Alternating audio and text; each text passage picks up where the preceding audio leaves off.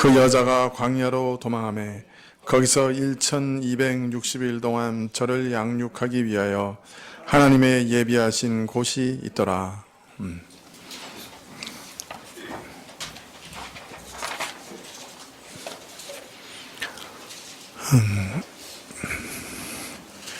계시록 12장은 사도 요한이 하늘에서 본 표적에 대해서 쭉 말씀하고 계시죠. 요한이 처음 본 것은 한 여인이었습니다. 이 여인은 교회의 영광을 드러내는 상징이었죠. 신령한 영광과 권세를 입은 모습으로 등장하는데요. 그러나 곧 이어서 이 여인이 아이를 잉태한 다음에 임산하여 아이를 낳기 위해 고통하며 부르짖는 모습으로 또다시 등장합니다. 이것은 교회가 가진 큰 영광을 먼저 보여주고, 그러나 그 구약 교회가 메시아가 오시기까지 해산의 수고를 했다고 하는 사실을 또한 우리에게 알려주시는 것이죠. 그런데 사도 요한은 이 순간에 하늘에 또 다른 표적을 보게 됩니다. 그것은 핏빛같이 붉은 큰 용입니다. 이 용은 7머리와 10뿔을 가졌는데 7머리에는 7면류관을 쓴 거대하고 붉은 용이었습니다. 그 꼬리는 하늘의 별 3분의 1을 쓸어다가 땅에 던진 그런 용입니다. 이 용은 바로 천하를 꿰는 마귀인데, 그런데 이 용이 아이를 낳기 위해 고통하는 여자 앞에 서 있었습니다. 왜 서 있었느냐? 그것은 여인이 낳는 아이를 삼키기 위해서 기다리고 있었던 것이죠. 12장은 7째 나팔이 울려 퍼지는 것을 퍼진 다음에 바로 시작되는 장입니다. 성전이 열리고 언약궤가 보이면서 역사의 궁극적인 비밀이 계시되는 것을 알리고, 그 다음에 12장이 시작되죠. 자, 그런데 역사의 궁극적인 비밀이 뭐냐? 그 일부가 드러나 우리가 알게 된 것은 아주 흉흉하고 긴박한 것이 역사의 상황이라. 아주 흉흉하고 긴박하다. 찬란한 영광을 입은 여인이 임산하여 고통하는 때 거대한 불국룡이 그 여인이 아이를 낳기만을 기다리다가 그 아이를 삼키려고 하는 아주 험악한 상황이 역사의 가장 중요한 메시지 중에 하나다. 비밀 중에 하나다. 이게 무슨 말입니까? 즉 메시아를 낳기 위해 산고를 겪는 교회와 곧 태어날 메시아를 삼키기 위해 기회를 엿보고 기다리는 마귀의 세력 간의 갈등이 바로 역사의 가장 중요한 비밀이라는 것이죠. 이 두 세력의 갈등과 충돌의 현장이 바로 역사다. 그렇게 말하고 있는 것입니다. 사실 19세기 때 이 역사학자들에게 있어서 제일 어려운 문제는 역사가 투명하냐 불투명하냐 하는 것이었어요. 다른 말로 말하면 역사가 어떤 의미를 가지느냐, 역사에는 어떤 의미가 있느냐, 있다고 하면 그것을 우리 인간이 알 수 있느냐, 그런 것이었죠. 그러나 사실 우리 인간에게 있어서 이 역사는 불투명합니다. 근본적으로 불투명해요. 역사 자체를 살아가면서 그 역사의 의미가 뭔지 모르죠.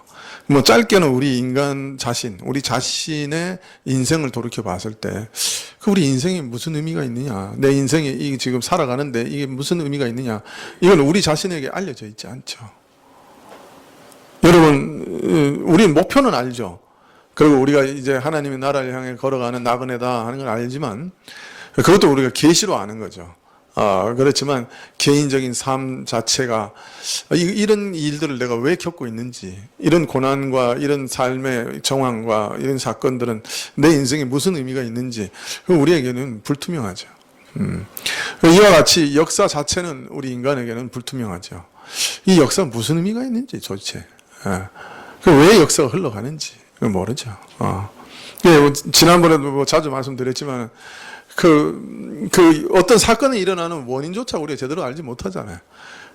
제일 많이 근대사에서 많이 연구되는 것 중에 하나가 프랑스 대혁명 아니에요. 프랑스 대혁명이 왜 일어났느냐? 또 왜 그때 그 시절에 또 왜 그 프랑스에서 꼭 일어났느냐? 그 왜 영국은 아니고 왜 독일은 아니고 왜 러시아는 아니고 왜 프랑스냐? 그런데 왜 프랑스에서 또 그 시기에 일어났느냐? 뭐 그것 때문에 역사학자들이 골머리를 앓잖아요. 그러면서 별별 원인을 다 얘기하잖아요. 최근에 제일 많이 각광받는 것 중에 하나가 뭐냐면 경제 이론이잖아요. 그죠? 그 당시에 그 몇 년간 계속해서 극심한 가뭄이 들고 그 흉년이 들었기 때문에 이 흉년 때문에 이제 프랑스 대혁명이 일어났다. 이게 보통 요새는 이제 다 역사를 이제 경제학적인 측면에서 풀어내려고 노력하는 거죠. 근데 이제 문제는 프랑스의 그런 가뭄과 흉년이 그때만 있었냐 말이에요. 왜 그때보다 더 극심한 가뭄과 흉년이 뭐 수도 없이 많았는데 왜 그때 꼭 프랑스의 대혁명이 일어났냐 말이에요. 사실 역사 불투명하죠. 근본적인 역사의 동인도 우리는 모르죠. 뭐 이것일 것이다, 저것일 것이다, 뭐 별의별 얘기 다 있지만은 사실은 우리가 모르는 거죠. 근데 오늘 이 요한은 그냥 정말 놀라운 거는 딱 그냥 사진 한두 장 이렇게 탁 그저 그림 한두 개 이렇게 탁 던져주는 것 같은데 그걸 딱 보면 이 인류의 역사의 그 가장 거대한 흐름이 뭐냐? 그걸 딱 보여주는 거예요. 인류는 하나님의 군대와 그 하나님 편의 메시아의 그 군대와 그 마귀와 그 싸우는 그 현장이라는 거예요. 두 강력한 세력이 싸우는 현장이라는 거예요. 그게 역사라는 거예요. 이게 역사의 비밀이라는 거예요. 우리는 상상도 할 수 없었던 그런 내용이죠. 사실 욥이 자기가 고난을 당하면서 내가 왜 고난을 당하느냐 그거 모르죠. 그죠? 그래서 나는 이렇게 고난 당할 만한 그런 중죄를 지은 적이 없는데 내가 혹시 죄를 지었다 그래도 다 제사 드리고 다 회개하고 다 했는데 이렇게 멸문지화를 당할 만한 그런 내가 죄를 지은 게 없는데 어찌 이렇게 내가 이런 고난을 당하는지 모르겠다. 그러면서 이제 계속 얘기하죠. 친구들은 와서 그 사건의 비밀, 역사의 비밀을 이제 파헤치기 위해서 계속 신문합니다. 네가 아무리 그래도 무슨 죄가 있지? 죄가 없는데 어떻게 이런 일을 당하느냐? 너 이런 죄 지었지? 저런 죄 지었지? 네가 이게 가난한 자 안 도왔지? 이러면서 이제 계속 신문을 합니다. 근데 욥은 계속 변명해요. 아니야, 내가 그런 적 없다. 내가 그 가난한 자도 다 돕고 내가 정말 그 선하게 하나님 계명 다 지키고 이렇게 살았는데 나는 이렇게 당할 이유가 없다. 이러면서 서로 이제 논쟁을 합니다. 근데 사실은 욥기 1장과 2장의 그 근본적인 역사의 의미를 딱 보여주고 있는 거죠. 그 욥이 잘못한 게 아니죠. 그 마귀가 와서 하나님 앞에서 시비를 건 거죠. 아니, 욥 봐라. 저 욥이라고 하는 사람 하나님 잘 섬기는 것 같아도 하나님이 그렇게 잘 대해주니까 잘 섬기는 거지. 하나님의 그 호의를 싹 걷어가시면은 저 분명히 반역하고 대적할 거다. 예. 공연하게 마귀가 참소하고 시비를 건 거죠. 예. 그 하나님 또 그걸 그냥 야 웃긴 소리 하지 마. 그러고 넘어가시면 되는데 그래? 그거 한번 시험해 봐. 이래 돼버린 거예요. 참 하나님도 이상하신 하나님이요. 그래가지고 이제 욥이 그렇게 막 큰 시험 당하는 거죠. 예, 우리는 하늘 성소에 있었던 욥과 마귀와 하나님의 대화 그리고 그 마귀의 참소와 하나님의 허락하심을 아니까 욥이 왜 그렇게 고난당하는지 다 알고 시작하지만은, 만일 1, 2장이 없다 그러면, 욥 왜 고난당하는지 알 수 없죠. 그건 마찬가지예요. 지금 우리 역사 현상에서 별의별 일들이 다 일어나요. 수없이 많은 전쟁이 일어나고, 하여튼 세계 1차 대전, 2차 대전, 별의별 세계 일이 다 일어나는데, 우리는 그게 왜 그게 일어나는지 몰라요. 근데 오늘 계시록 12장에서 가장 중요한 역사의 비밀을 딱 펼쳐서 보여주시는데 그게 뭐냐면 역사의 동의는 사실은 두 가지 거대한 세력의 충돌이라는 거예요. 우리는 몰라요. 우리는 역사 속에 살고 있기 때문에 우리는 그게 무슨 의미인지도 몰라요. 예, 그런데 사실은 그 역사의 가장 깊은 비밀, 그 역사의 동인이 뭐냐? 그거는 우리도 알지 못하는 아주 깊은 곳에 있다는 거예요. 그건 뭐냐? 마귀와 하나님, 선과 악의 거대한 두 세력의 충돌이라는 거예요. 그것이 역사 현상 가운데 그 충돌로 인해서 그 반향으로 이 땅의 역사는 지금 흘러가고 있다. 욥기에서 욥기 1, 2장에 하늘에 일어난 회의가 이 땅에서 욥과 욥의 삶에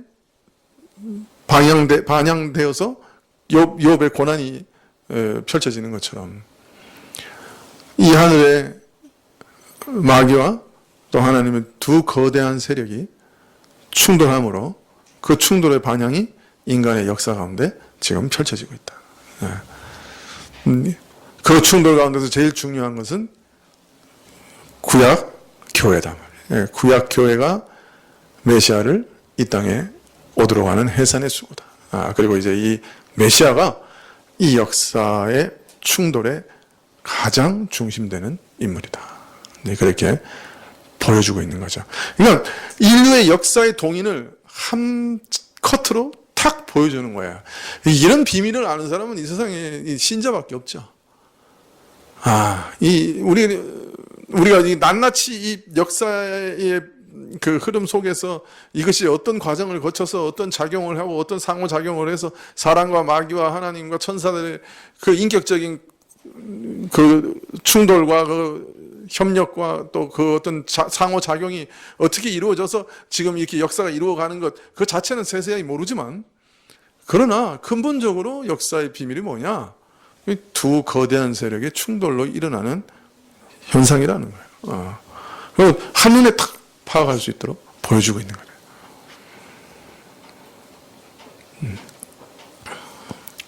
자, 이것이 어떤 역사를 이끌어 내어가느냐 하는 것을 이제 또 계속해서 계시록에서 보여줍니다. 오늘 말씀에는 드디어 이 여인이 아들을 낳는 장면부터 시작하죠. 5절에 여자가 아들을 낳으니 이는 장차 철장으로 만국을 다스릴 남자라. 그 아이를 하나님 앞과 그 보좌 앞에 올려가더라. 마귀가 아이가 태어나는 것만 기다리고 있다가 삼키려고 하는 그 험악한 상황이었는데 드디어 여인이 아이를 낳았어요. 이 아이가 누구죠? 예수님이죠. 우리 그거 너무 잘 알죠. 장차 철장으로 만국을 다스릴 남자, 메시아. 시편 2편에 예언된 메시아죠. 우리가 여러 번 살펴봤지만 시편 2편에 보면 온 땅의 권세와 정사들이 합심하여 하나님의 통치에 반역하고 대적하는 것을 보시고 하나님께서는 그의 메시아를 시온산에 세우시고 왕으로 세우실 것인데, 영원한 왕으로 세우실 것인데, 저는 반역하는 자들을 철장으로 쳐 부수실 것이다. 그렇게 예언하고 있습니다. 그래서 이 철장으로 온 세상을 치는 권세를 가진 사람을 구약에서는 그 메시아의 하나의 표시죠. 그래서 그걸 그대로 인용해 오는 거죠. 그 메시아가 태어나셨다. 그리스도, 예수 그리스도가 태어나셨죠. 자, 그런데 마귀가 이 메시아가 태어나는 것을 기다렸다가 삼키려 하고 있었기 때문에 이 메시아가 그 만국을 다스리는 철장을 받으시고 만왕의 왕이 돼서 온 우주를 다스리시는 그 일이 그렇게 순탄하게 이루어질 수 없었던 거죠. 그래서 우리가 다 알잖아요. 그 복음서에서 태어나자마자 마귀가 어떻게 했어요? 예수님을 죽이려고 했죠. 누굴 통해서? 당시 왕인 헤롯을 통해서 죽이려고 했죠. 그래서 두 살 아래에 있는 베들레헴에 있는 모든 아이를 살려고 했잖아요. 죽음의 위기 가운데서 애굽으로 탈출하셨다가 다시 나사렛으로 가셨죠. 예수님께서 공생애를 시작하신 이후에도 이스라엘의 종교 지도자들과 사사건건 부딪혔어요. 또 이들은 예수님이 행하시는 모든 일을 불신하고 편론하고 배척했어요. 이들은 어떤 때는 절벽으로 예수님을 끌고 와서 밀어서 던져 넣어서 죽이려고까지도 했죠. 왜 이런 일이 일어났는가? 그 이유가 오늘 계시되고 있는 것이죠. 사실은 저들은 겉모양은 하나님의 백성이고 교회 지도자였지만 실제로는 뱀의 지시를 받는 뱀의 수족들이었죠. 그래서 예수님께서는 요한복음 8장 44절에 너희는 너희 아비 마귀에게 났다. 노골적으로 얘기하고 계시죠. 이거는 어떤 면에서는 이거는 상징도 아니야, 그죠? 어떤 면에서 마귀의 수족이요. 마귀에게 난 자들이에요. 그 문자 그대로 그들 마귀 편이란 말이에요. 이거 얼마나 무서워요. 자기들은 지금 하나님을 위해서 열심을 낸다고 생각하고 하나님을 위해서 최선을 다한다고 생각하고 저 사람이 하나님을 스스로 참칭하니 이건 있을 수 없다. 자기가 인간인데 하나님이라고 그러는데 이건 말이 되느냐. 그러니 저 사람 놔두면 안 되겠다. 이렇게 생각했다는 거예요. 하나님을 위해서, 하나님이 영광을 위해서 예수님 십자가에 못 박아 죽였어요. 그런데 사실은 그게 다 마귀 편이었어요. 그래서 심지어는 예수님께서 너희가 마귀에게 낫다 그렇게 얘기하셨다. 이들 마귀의 자식들에게 바리새인들과 서기관들과 장로들과 대제사장들, 이 자식들로, 마귀의 자식들로부터 끊임없이 핍박당하고 부인당하시다. 마지막에는 십자가에서 죽임을 당하셨죠. 예수님께서 십자가에 달리신 과정을 봐도 가룟 유다를 누가 사주했어요? 요한복음이니까 마귀가 사주를 했다. 마귀가 사주를 했어. 마귀의 사주를 따라 유다가 종교 지도자들에게 예수님을 팔아넘겼고, 이 종교 지도자들은 또 로마 권력에, 이들에게 이용당한 로마 권력에게 맡겨서 예수님을 죽였죠. 이 복음서의 내용들을 오늘 말씀에 단 한마디로 얘기합니다. 마귀가 삼키려고 했다. 왜 이런 일들이 일어났느냐? 그 배경과 배후 밑바닥에 있는, 가장 밑바닥에 있는 걸 보여주고 있는 거예요. 그 종교 지도자들은 자기들이 하나님을 위해 열심을 위해서 일한다고 했지만 사실은 마귀 편이었다. 마귀가 그들을 움직이고 있었다. 마귀의 수족이었다. 네, 그렇게 얘기하고 있는 거죠. 우리가 얼마나 조심해야 되겠어요. 오늘날도 우리가 하나님의 영광을 위한다고 일하면서 메시아를 십자가에 못 박는 그런 일들을 우리가 얼마든지 할 수 있어요.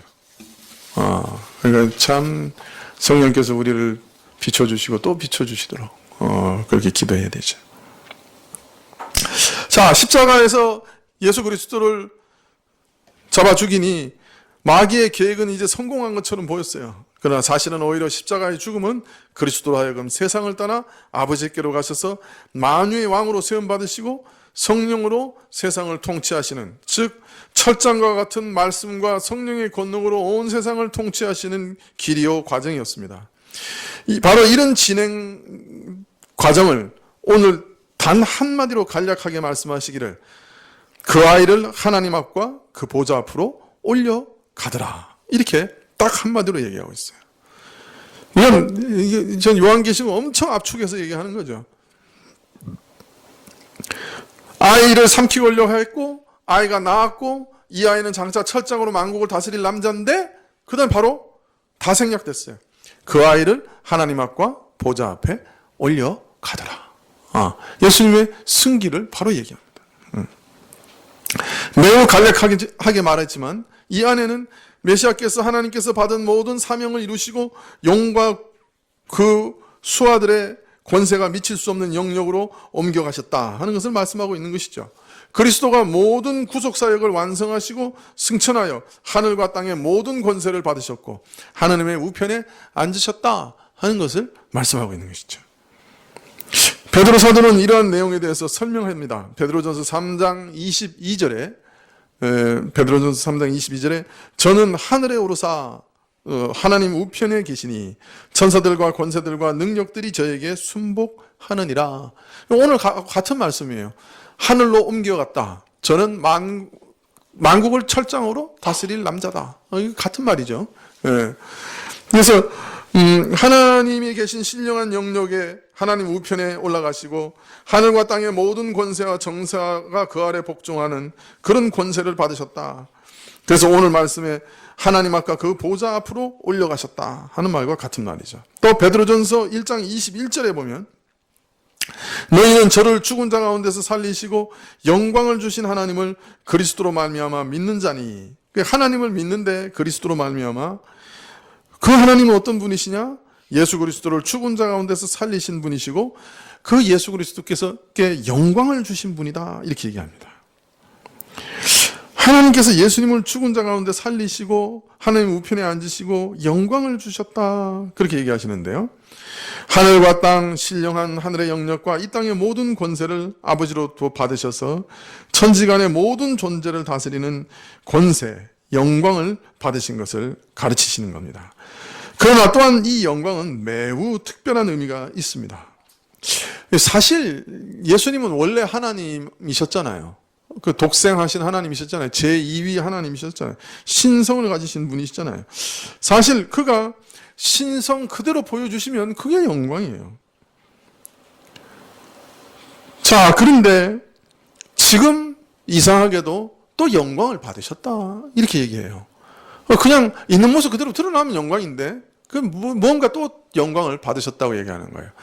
그 영광은 만국을 다스리는 권세일 뿐 아니라 또 하나의 다른 독특한 의미가 있습니다.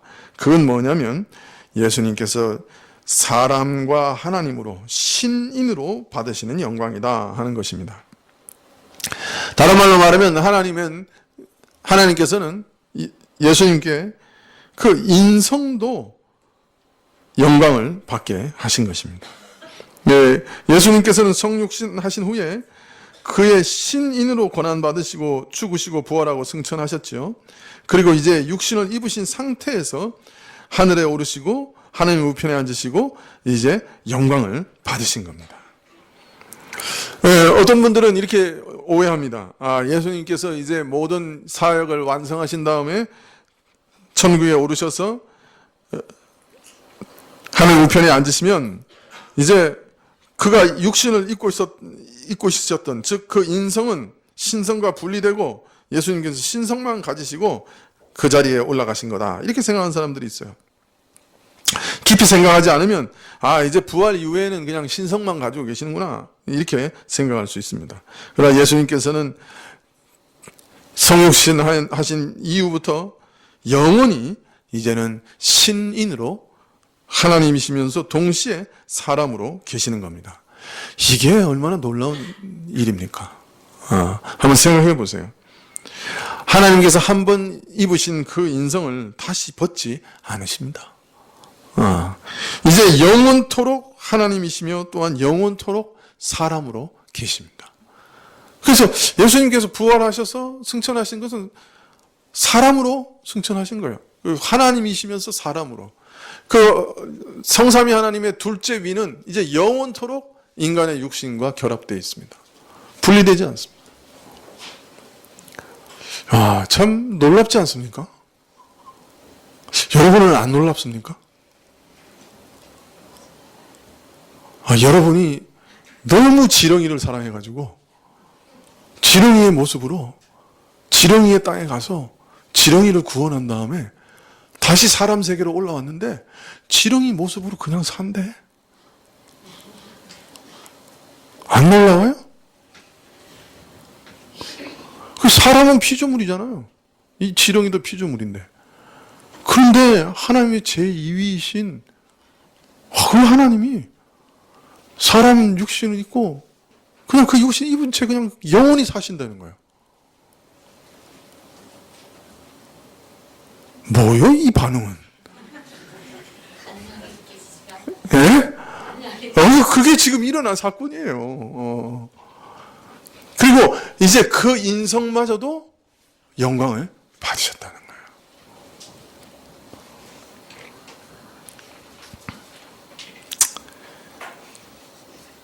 거예요. 예, 주의 계시가 임하시기를. 예. 참 아마 이 은혜보다 더 큰 은혜는 없을 거예요. 어떻게 그 하나님 제2위이신 그 하나님이 인간의 육신을 입고 오신 것만도 대단한데 그 육신을 입고 다시 부활하시고 이제 영원히 그걸 벗지 않으시고 인간으로 또 하나님으로 계신다니 그 참 기이한 일이에요.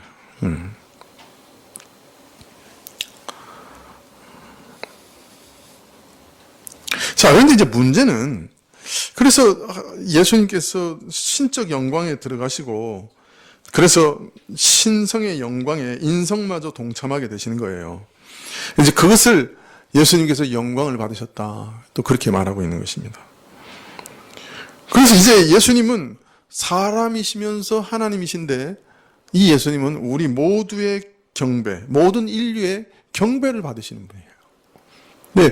근데 이제 여기서 이제 시비를 걸 일이 생겨요. 문제가 생길 수 있어요. 그건 뭐냐면, 예수님이 사람이신데 우리 인간의 경배를 받으실 수 있느냐? 이렇게 물을 수 있는 거죠. 뭘, 경배를 받으시면 됐지, 뭘 그렇게 시비를 걸고, 사람인데 경배를 받을 수 있냐, 없냐, 그걸 따지느냐, 그렇게 생각하실지 모르지만, 그 어디에도 사람이 경배를 받는다는 말이 없죠. 근데 예수님께서는 그 인성을 받으시고 우리 인간과 같은 똑같은 성질이신데 신성의 영광에 동참하시고 그래서 우리 모든 인류의 경배를 받으시는 분이 됐어요. 그럼 어떻게 이게 가능하냐? 뭐 설명할 길이 없죠. 근데 이제 어떤 분이 이렇게 설명을 합니다. 여기 쇠가 있어요. 쇠는 쇠예요. 그냥 쇠예요. 근데 이 쇠를 엄청난 열이 높은 영광로에 딱 넣으면 어떻게 됩니까?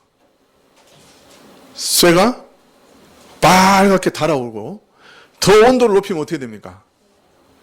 쇠가 밝게 빛을 냅니다.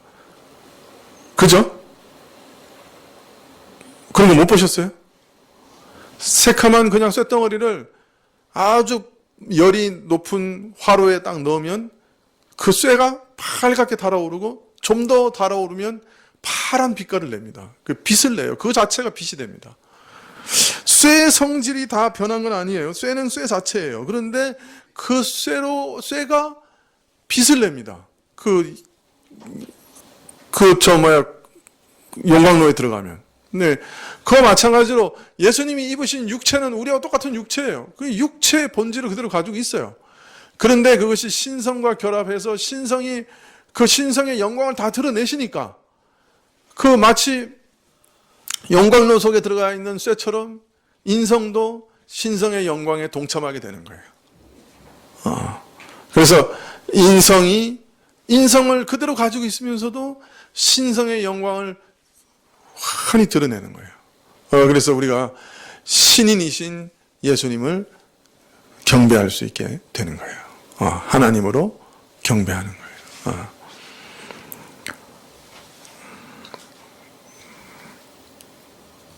마치 불 속에서 쇠가 달아올라 빛을 발하는 것처럼 인성 자체가 변하는 것은 아니지만 신성과 연합하고 신성의 영광에 의해서 빛을 발하게 되는 것입니다. 마치 신성의 영광처럼 그 인성조차도 영광을 드러내는 것입니다. 예수님께서는 원래 하나님이시니 그 하나님의 제2의 신성이 드러나시면 그 영광이 바로 드러나는 것이죠. 그런데 베드로전서 1장 21절에 하나님께서 예수님을 살리시고 영광을 주셨다 하시는 말씀은 바로 그 덧입은 사람까지, 입은 육신까지, 그 인성까지 신성의 영광 가운데 들어가게 되었다 하는 것을 말하는 것이죠. 이것을 보통 속성의 교류라 이렇게 신학적으로 얘기하는데요. 정확히 말하면 속성의 교통이다 이렇게 얘기하는 것이 좋을 것 같아요. 이 부분에 있어서 우리 루터파와 개혁파는 좀 생각이 다릅니다.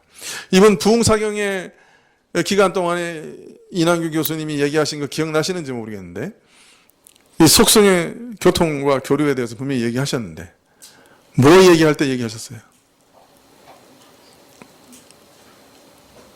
퀴즈.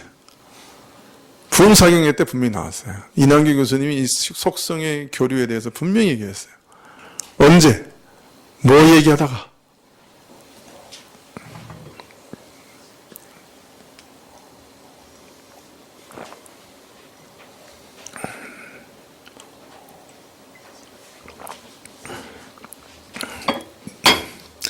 맞추는 사람에게 이남규 교수님의 저자 직접 사인한 책을 드릴까요? 아직 안 왔죠? 책 주신다고 했는데. 네. 오면 드리겠습니다. 자, 언제? 네. 그러면 그 책 제가 먹습니다. 성만찬 할 때 얘기했어요. 성만찬 할 때 마셨어요? 누가? 그래요? 언제 말했어요? 아, 그랬어요? 제가 못 들었네. 책 드릴게요. 예, 감사합니다. 예. 이게 성찬할 때 루터파는 뭘 믿는다 그랬어요? 공제설을 믿는다. 예, 우리는 뭐를 믿는다? 영적 임재설을 믿는다. 아. 그럼 루터는 왜 그 공제설을 강조했다 그랬어요? 육신으로 오시지 않는 예수님은 내게 필요 없다. 그랬다 그러잖아요. 그죠? 그런데 그러면 루터가 어떻게 그 떡을 먹을 때 떡에 예수님의 그 육신이 그 함께 있게 된다 그랬어요.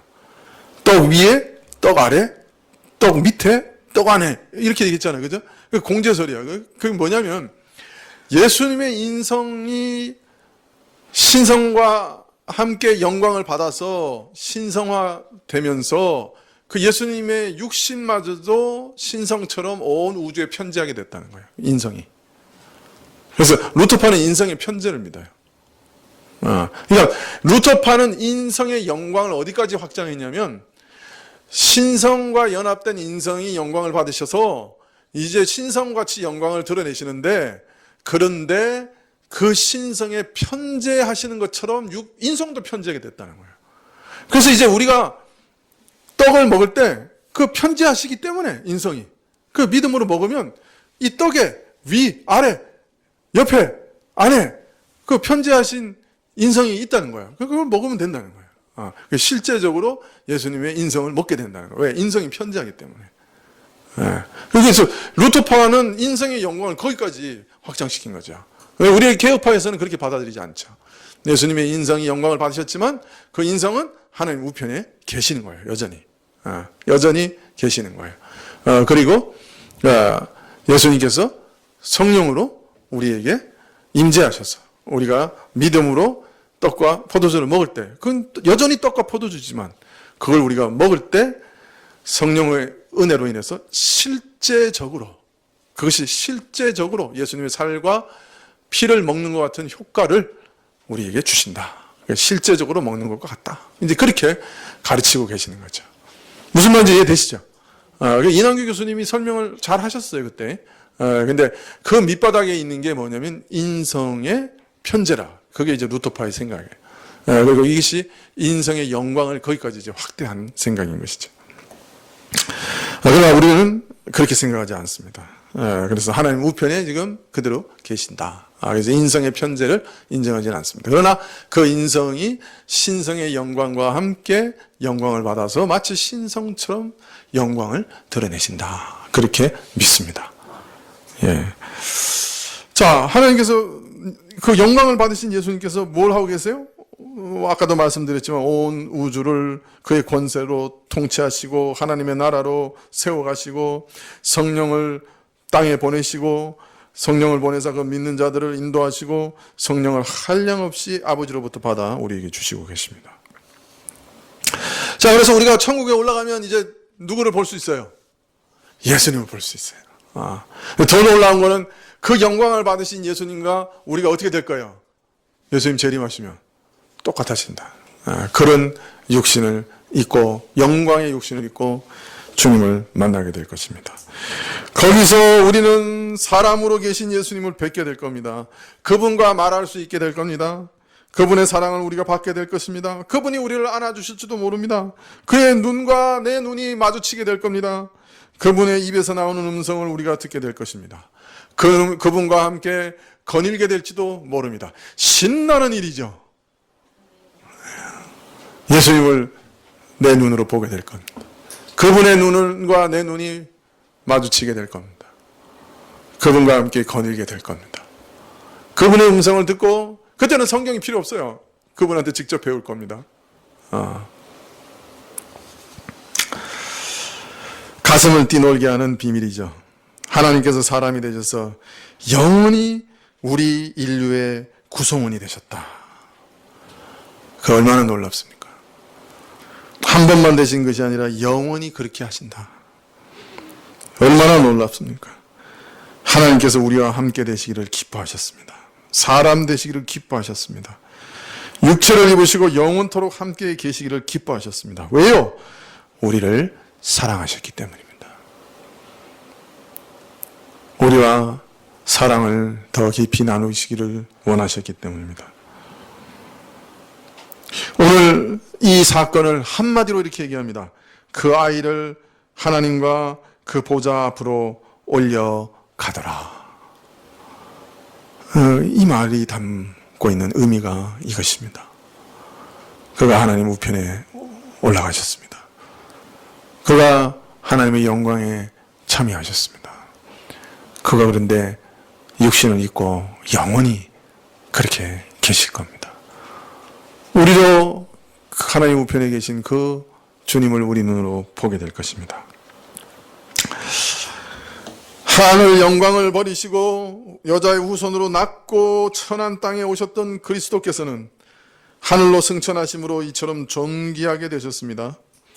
그러므로 그리스도께서 하늘로 올라가신 이 승귀는 용을 피해 도망간 것을 의미하는 것이 아니라 용의 공격을 무력하게 하시고 승리하신 것을 의미하며 승리하셔서 영광을 받으신 것을 의미합니다. 이로써 아이의 탄생을 헤아리던 사단의 시도는 물거품이 되었고 아이를 통째로 삼켜버리려고 하는 사탄의 계략은 완전히 무산됐습니다. 그리스도는 승리하셨고 마귀는 철저한 패배를 경험했습니다. 자, 그러면 마귀가 항복했느냐? 아닙니다. 마귀가 항복하면 마귀가 아니죠. 그래서 그 다음에 사건들이 벌어집니다. 그러나 이제는 분명히 무언가가 변화됐습니다. 예수님의 십자가와 그의 부활과 그의 승천과 하나님 우편에 앉으셔서 영광을 받으신 이 일로 인해서 무엇인가가 지금 크게 변화되었습니다. 역사가 크게 요동쳤습니다. 지금까지 계속되었던 하나님과 마귀의 두 거대한 세력의 영적 싸움에 결정적인 변화가 일어났습니다. 예수님의 오심을 인해서 이 영적 전쟁, 가장 비밀한 전쟁이 큰 변화를 겪게 되고 그 진행이 달라졌습니다. 그래서 이 역사의 비밀을 6절부터 쭉 말씀하고 있습니다. 예수님이 하늘로 올라가셔서 하나님 우편에 앉으신 이후로 이 영계가 어떻게 변화되고 이 지상계가 어떻게 변화되고 이 역사라고 하는 것이 어떻게 변화되게 되었느냐 하는 것을 6절부터 쫙 보여주는 거예요. 이게 이제 12장이에요. 그러니까 이 12장이 얼마나 중요한 장인지 몰라요. 계시록에서 제일 중요한 장일 거예요. 예. 자, 교회는 어떤 변화를 겪게 되느냐? 제일 먼저 얘기합니다. 6절에 그 여자가 광야로 도망하며 거기서 1260일 동안 저를 양육하기 위하여 하나님의 예비하신 곳이 있더라. 여자는 광야로 도망쳤습니다. 그곳은 하나님께서 1260일 동안 여자를 먹여 살리시기 위하여 보호하시기 위하여 마련해 두신 곳이었습니다.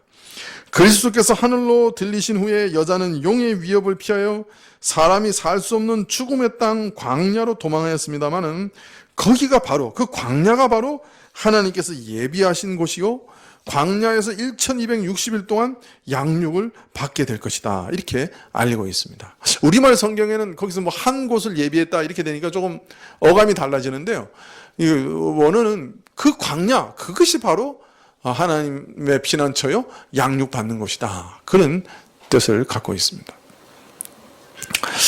자, 여인은 만국을 철장으로 다스릴 메시아를 낳았으며 이 메시아는 많은 고난을 받은 후에 만유의 주제로 아버지께로 올라갔습니다.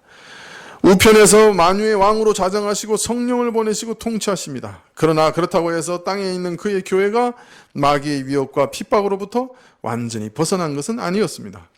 여인은 마귀에게 속한 세력의 위협과 위험을 피해서 사람으로는 도저히 생존할 수 없는 광야로 피신하여 들어갔습니다. 누구도 살기를 바랄 수 없는 험악한 곳으로 쫓겨 들어갔습니다마는 바로 그 광야에서 하나님은 피난처를 예비하십니다. 하나님께서 여인을 위하여 허락하신 그 광야 속에서 안전하게 거할 곳을 마련하십니다. 그리고 그곳에서 1260일 동안 양육을 받게 하셨습니다. 1260일은 언제부터 언제까지라고요? 예수님의 초림부터 재림까지의 기간입니다. 여러 번 말씀드렸는데요. 즉 그리스도께서 이 세상을 떠나 하늘로 들리어 그의 영광으로 들어가신 후에 이 땅에 남겨진 그의 백성은, 교회는 광야와 같이 생존이 불가능한 험한 세상 속에서도 하나님의 보호 아래 그가 베푸시는 은혜로 양육을 받으며 크게 자라고 든든히 서게 되리라 하는 뜻입니다. 예수님의 초림 이후 예수님이 다시 오실 때까지 교회는 광야에서 마련한 피난처에서 하나님의 보호하심과 양육하심을 받게 될 것입니다. 자, 이로써 아이를 삼키려고 하는 용의 계계가 실패했듯이 아이가 승천한 후에 남은 여자라도 대신 죽이고자 하는 용의 계략도 궁극적으로 실패하고 말 것입니다. 비록 여자가 용을 피해 도망해야 하지만 피한 곳이 광야이기에 거기서 이런저런 어려움과 사단의 공격도 있을 것이지만, 그러나 그 광야에서 하나님이 여자를 양육하기 위해 준비하셨기 때문에, 그래서 하나님이 여자를 양육하기 위해 준비해 놓으신 그 피난처에서 안전하게 보호를 받게 됩니다. 사단은 정말 무시무시한 용이지만 그야말로 닭쫓던 개신세가 됩니다. 아이도 삼키지 못하고 여인도 붙잡지 못하고 헛수고만 합니다. 역사는 마귀의 헛수고로 끝나게 된다 하는 것이 오늘 말씀입니다. 마귀는 닭쫓던 개신세가 된다 하는 것이 오늘 말씀입니다. 그래서 하나님께서 이 교회, 이 근본적인 유니버셜 처치, 그리스도의 신부 철저하게 보호하셔서 마귀로 해하지 못하게 할 것입니다. 자, 그런데 마지막으로 여기서 한번 살펴보십시다. 이런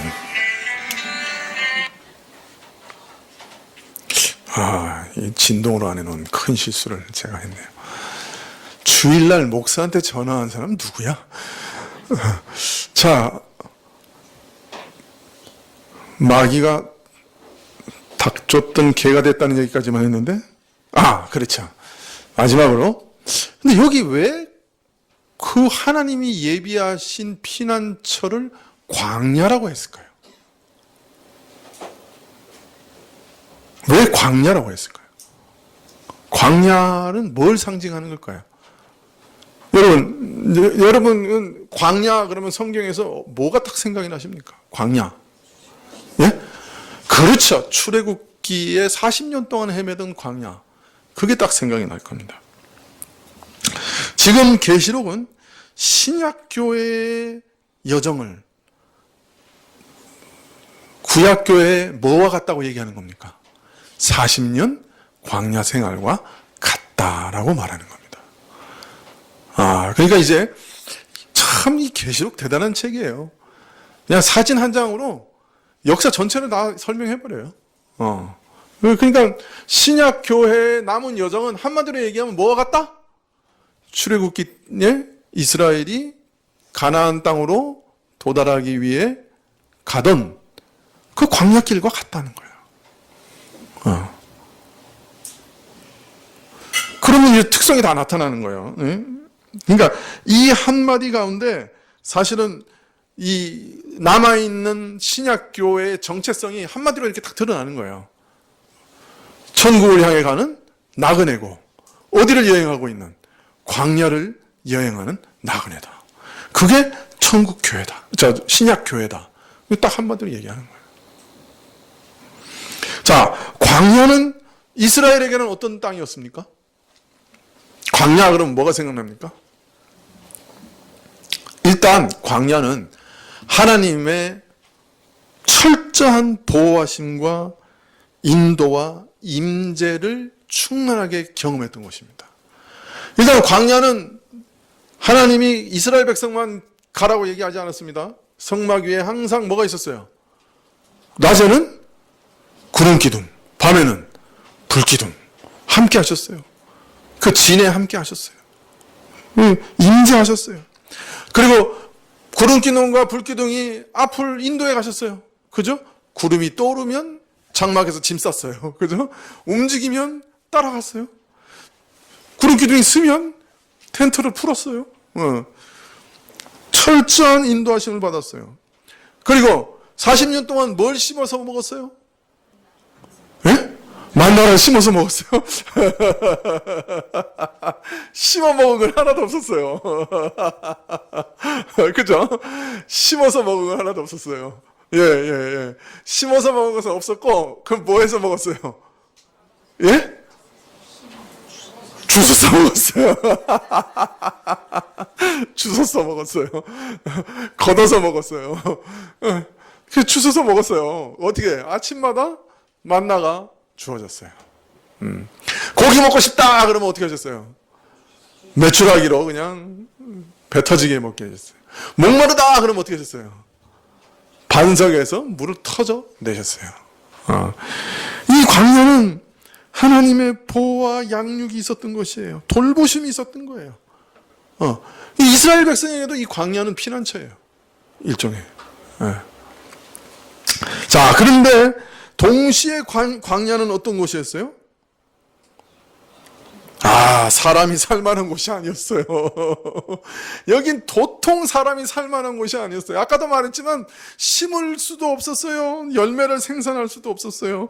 밤에는 엄청 추웠어요. 광야는 지금도 엄청 춥대요. 낮에는 엄청 뜨거웠어요. 이제 우리가 곧 여름을 맞이하게 될 텐데 전 벌써 겁나요. 아니 올해 이렇게 더우면 8월에는 저를 아마 쪄 죽일 것 같아요. 이 날씨가. 근데 이 8월의 날씨보다 더한 곳이에요. 예전에요, 합신 학생들을 모아가지고 광야에 이제 이스라엘에 이제 한번 체험하러 간 거예요. 이제 광야 한가운데 버스를 세워놓고 안내원이 3분만 있다가 오세요. 시간을 준 거야. 그러니까 이 합신 학생들이 전부 욕을 했어. 아니 여기 돈 비싸게 주고 비행기 타고 여기까지 와가지고 우리가 이게 이제 이스라엘이 40년 동안 지나온 광야를 체험하러 돈 억수로 주고 여기까지 왔는데 3분이 뭐냐 3시간은 줘야지. 그러고 이제 투덜투덜하면서 내려갔어요. 이제 광야에 3분 아니라 30초 만에 다 올라왔어요. 너무 뜨겁고 딱 나가자마자 숨이 딱 막히니까 도저히 서 있을 수가 없는 거예요. 그러니까 3분도 긴 거예요. 30초 만에 우르르 들어왔다는 거예요. 그런 곳에 산 거예요. 여기 만약 구름 기둥이 없었으면 그죠? 얼마나 힘들었겠어요. 하나님이 떠나가시면 그냥 굶어 죽는 거예요. 하나님이 떠나가시면 그냥 얼어 죽는 거예요. 하나님이 떠나가시면 그냥 타 죽는 거예요. 목말라 죽는 거예요. 하나님 안 계시면 전갈과 불뱀에 물려서 다 죽을 운명이에요. 하나님 없이는 살 수 없는 건조한 땅이었어요. 광야는. 그 가운데서 이스라엘은 매일매일 하나님을 의지하는 훈련을 했어요. 아침마다 하나님을 의지하면서 만나를 먹으러 갔어요. 토요일 날은 2배로 거두라고 명령하셨는데 이 XX들이 안 거두요. 또 주일날 또 나갔는데 안식일날 나갔는데 하나도 없어. 한 톨도 없어. 그러면서 배우는 거예요. 하나님 말씀을 순종해야 되는구나. 우리는 이 땅에서 하나님의 말씀으로 먹고 사는 존재구나. 하나님을 의지하면서 사는구나. 그거 배우는 거예요. 메추라기 그런데 메추라기 막 떨어져. 메추라기랑 그랬죠. 고기 그런데 막 메추라기가 떨어져요. 하나님 의지하면 이렇게 먹고 사는 거구나. 풍성하게 먹고 사는구나. 그거 배우는 거예요. 광야는 하나님의 철저한 보호와 양육의 땅이고 광야는 그러나 하나님 없이는 단 한순간도 살 수 없는 땅이고 그리고 이 광야는 시험의 땅이기도 했어요. 날마다 만나가 내리는 것을 경험하면서 매일 하나님의 임재에 충만해지고 하나님이 주시는 것을 감사하고 하나님께 순종했으면 얼마나 좋겠어요. 2년도 안 돼가지고 이 XX들이 불평을 하기 시작했어요. 우리가 먹는 거는 만나밖에 없다. 우리는 그래도 세상에 살 때는 수박도 먹고 참외도 먹고 마늘도 먹고 부추도 먹고 길기도 해요. 생선도 먹고 이 지랄 죄송합니다. 이 얘기를 합니다. 사실 완전히 이해 못할 일은 아니에요. 한 1년 짜장면 계속 먹었거든요. 아무리 짜장면을 좋아해도 1년 먹으면 좀 질리죠. 약간 이해는 돼요. 그래도 그걸 은혜로 먹었으면 그런 소리는 안 했죠. 이 잡족속들이 이 잡것들이 이걸 이제 그거 가지고 그냥 불평을 해요. 입으로. 그래서 하나님께서 그냥 원망하는 자들을 치셔서 그냥 땅에 묻힙니다. 음식만 불평했어요. 길이 험하다고 불평해요.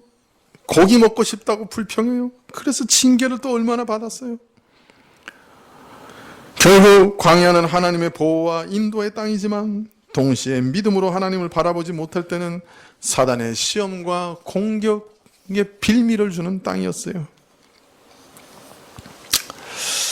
자, 신약 교회가 천국을 향해 걸어가는 길이 이스라엘의 광야 길과 같다 한다면 이 세 가지는 우리 신약 교회도 공통적인 것이 되겠죠. 이 신약 교회도 하나님께서 철저하게 보호해 주시는 교회입니다. 하나님께서 보호하시기 때문에 건드리지 못합니다. 하나님이 보호하시니까 이 교회를 건드리지 못해요. 최후 승리를 얻게 될 겁니다. 하늘 도성에 이르게 될 겁니다. 하나님께서 이 세상 가운데서 우리를 양육하실 겁니다. 광야 같은 세상에서. 그러나 우리를 지켜주실 겁니다. 그러나 이 광야 같은 세상에서는 하나님 없이는 단 하루도 못 삽니다. 마치 세상은 우리를 완전히 뭐랄까요? 죽을 자리에다가 몰아넣는 것 같습니다. 낭떠러지에다가 밀어넣는 것 같습니다. 이 세상에 살면. 우리는 낭떠러지를 눈앞에 보고 있어요. 세상에 우리를 거기다 막 밀어넣는 걸 보고 있는 거예요. 하나님은 우리를 돌봐주시지 않는 것 같아요. 아우성을 칩니다. 하나님 도대체 어디 계신 거예요? 하나님이 살아계시다고 하면 어떻게 이런 일이 일어날 수 있어요? 신앙적인 회의가 오고 절망이 옵니다. 그런데요, 그 참 재밌는 거는요, 이런 광야에서는 정말로 하나님이 계신지 안 계신지 상관없이, 여부 없이 의지할 분이 하나님밖에 없어요. 무슨 말인지 이해가 돼요? 그냥 우리 사정을 보면 그냥 낭떠러지 같고 막바른 골목 같아서 하나님 정말 하나님 살아 계십니까? 하나님 살아 계시면 어떻게 이럴 수가 있습니까? 별의별 소리 다 하지만 그래도 살아 계시든 안 살아 계시든 하나님 외에 의지할 때는 어디도 없어요. 이 광야에서는. 그게 신자의 모습이에요.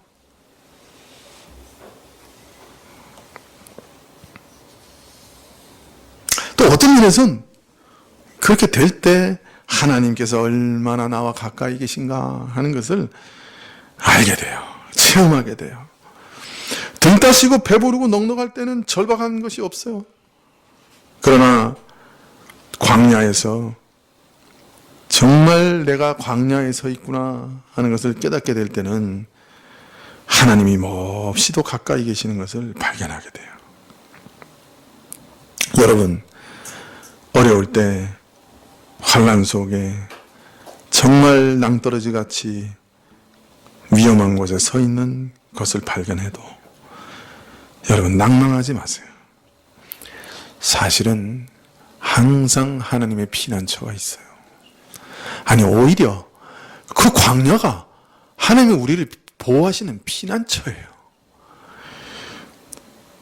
여러분, 하루라도, 아니 한순간이라도 정말 하나님의 절박한 도움이 없이는 살아갈 수 없습니까? 여러분의 절박한 호소와 기도 없이는 견딜 수 없는 삶을 살아가고 있습니까? 여러분, 그렇다면 복받은 사람이에요. 그 삶이 바로 안전지대인 거예요. 그게 하나님의 지혜 안에 있는 피난처인 거예요. 광야가 원래 그런 곳이에요. 하나님 없이는 단 한순간도 살아갈 수 없는 곳이고, 그러나 하나님이 그 가운데서 철저하게 지키시고 돌보시는 곳이에요. 그게 광야예요. 신약교회는 바로 그 광야를 거쳐서 천국에 이르게 될 것이에요. 그래서 신자는 본래 자신의 모습을 바로 깨달으면 두 가지를 다 가지고 있어요. 하나님이 나를 한순간 다 놓치면 나는 죽는다. 이 땅에 살아가는 것도 마찬가지지만 신자로 살아가는 것도 하나님이 한순간이라도 나 손 놓쳐버리시면 나는 그냥 그 자리에서 그냥 망한다. 죽는다.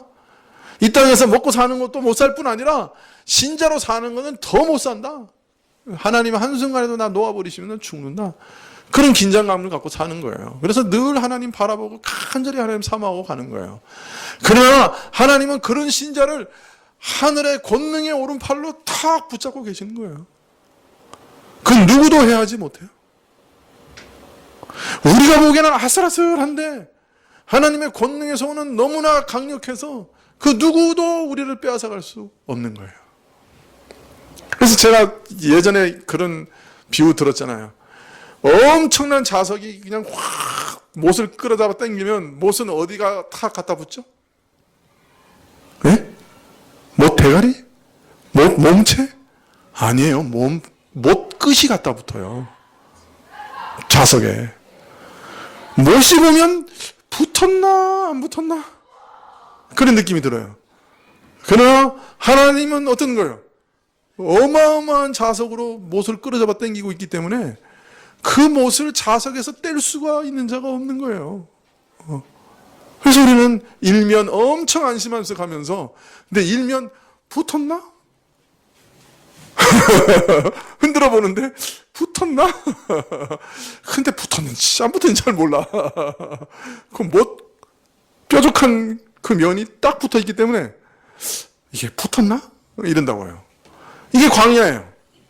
우리가 느끼는 것은 엄청 그 실감나. 이거 완전히 낭떠러지 같고 그냥 엄청 햇빛은 쬐고 엄청 춥고 그냥 심을 데도 없고 거둘 데도 없고 죽을 판이야.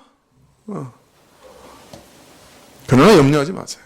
여러분. 그게 원래 신약 교회의 모습이고 신자의 세상 속의 모습이에요. 이게 이상한 게 아니에요. 이게 정상이에요, 오히려. 그러나 그 위기 속에 하나님 우리를 강력하게 붙들고 계세요. 그게 피난처예요. 오히려 그거 자체가 피난처예요. 그 광야가 우리 피난처예요. 하나님을 알아가고 하나님을 경험해가고 하나님을 배워가고 하나님의 신실함을 알게 되고 하나님이 매일매일 만나를 예비하시는 여호와 이레의 하나님이신 것을 분명히 발견하게 되는 곳이에요. 그러나 안심하면 안 돼요. 거기 뱀과 전갈이 우리를 노리고 있어요. 우리 생명을 노리고 있어요. 하나님을 시험하고 믿음에서 떠나가서 그 땅에 묻히게 하려고 우리를 노리는 용이 여전히 우리를 노리고 있는 것도 사실이에요.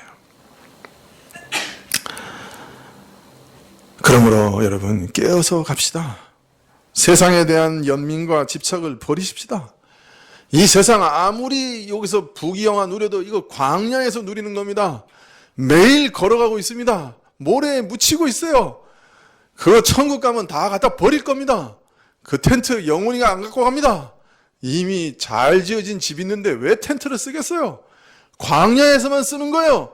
그게 10억짜리든 50억짜리든 버리고 갈 텐트예요. 너무 연연해하지 맙시다. 이 세상의 것에 너무 연연해하지 맙시다. 이 세상 것에 너무 집착하지 맙시다, 여러분.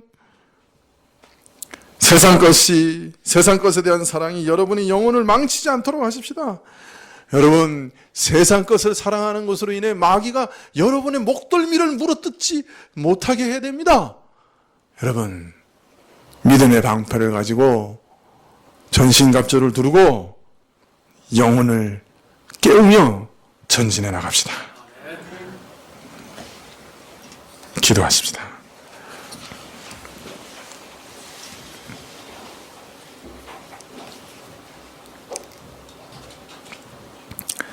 아버지 하나님, 옛 이스라엘에게 베풀어 주셨던 그 은혜, 그 실체 자체 그대로 우리 새 이스라엘에게도 베풀어 주시고 옛 이스라엘을 광야에서 보호하시고 피난처를 예비하셨던 것처럼 이 새 이스라엘 신약교회 신약 성도들에게도 이 광야 같은 세상에서 피난처를 예비하시겠다고 오늘 분명 약속하고 계십니다. 우리로 이 약속 믿게 하옵소서. 우리가 걸어가는 길의 성격을 잘 이해하게 하시고 어차피 주의 얼굴을 뵐 때까지 거친 곳을 걸어가야 되는 것, 날마다 긴장하며 걸어가야 되는 것, 아슬아슬한 삶을 살아가는 것 이해하게 하시고, 그러나 하나님께서 우리와 함께 구름 기둥과 불 기둥으로 만나와 매출하기로 생수로 함께 하시는 것을 알게 하여 주시옵소서. 그리하여 우리가 이 거친 땅을 힘을 얻고 더더 날마다 부지런히 걸어갈 수 있게 하옵소서. 주여, 오늘 우리를 인도하여 주옵소서. 예수님의 이름으로 기도합나이다. 아멘.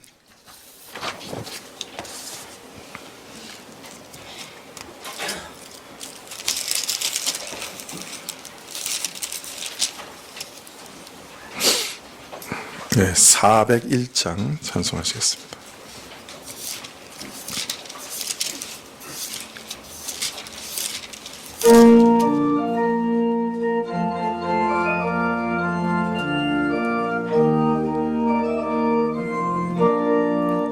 천성을 향해 가는 성도들아, 앞길의 장애를 두려 말아라.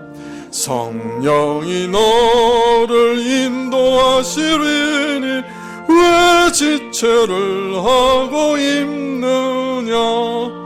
앞으로 천성을 향해 나가세. 천성문만 바라고 나가세. 모든 천사 너희를 영접하러 문 앞에 기다려 서 있네. 너 가는 길을 누가 비웃거든 확실한 증거를 보여주어라. 성령이 친히 감화하여 주사 저들도 참기를 얻으리. 앞으로 천성을 향해 나가세. 천성문만 바라고 나가세. 모든 천사 너희를 영접하러 문 앞에 기다려 서 있네. 너 가는 길을 모두 가기 전에 내 손에 든 검을 꽂지 말아라. 저 마귀 흉계 모두 깨뜨리고 끝까지 잘 싸워 이겨라. 앞으로 천성을 향해 나가세. 천성문만 바라고 나가세. 모든 천사 너희를 영접하러 문 앞에 기다려 서 있네.